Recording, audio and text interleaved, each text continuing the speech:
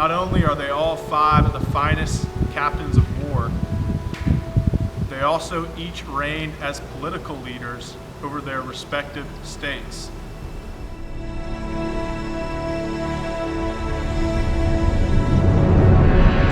Today, I will focus on Frederick the Great of Prussia, as there is no one better qualified to comment on the art of war in the 18th century.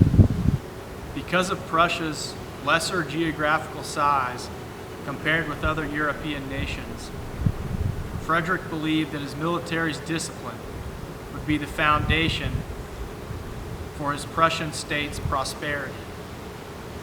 Frederick was often seen at the drill ground, stopwatch in hand, calculating shots fired per minute. He stressed mobility, precision of movement, and rapidity of fire. Frederick referenced the Roman writer Vegetius, who said, "The discipline of the Roman forces enabled them to triumph over the cunning of the Greeks, the strength of the Germans, the size of the Gauls, and over all the nations of the earth." And it was this model of discipline he drilled into his Prussian military. I'm Frank Gruber, and here's a look at Frederick's Prussia.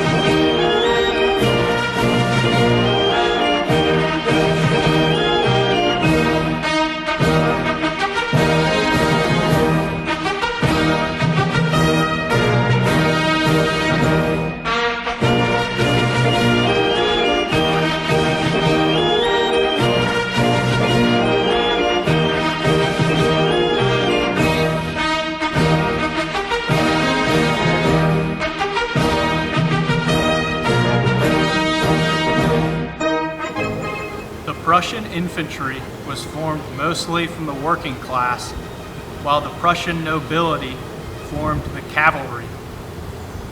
Frederick stressed that his cavalry attacks should be promptly executed on ideally flat battlefields, and that the cavalry should not act on marshy ground, where their horses would get bogged down in a tough advance.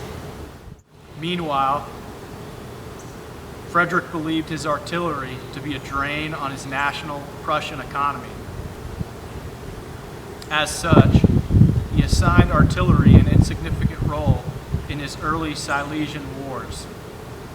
However, his thoughts progressed, and by the end of the 7 Years' War, often referred to as the First True World War, Frederick became fully aware of the importance of gunners in his artillery, and he wrote of their importance in The Future of the Art of War.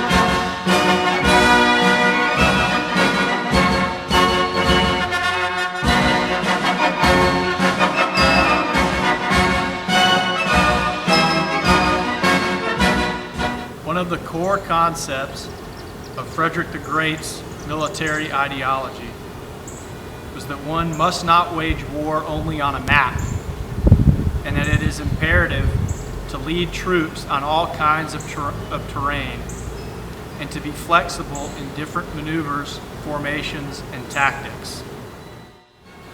He also believed the genius of a nation ought to be understood.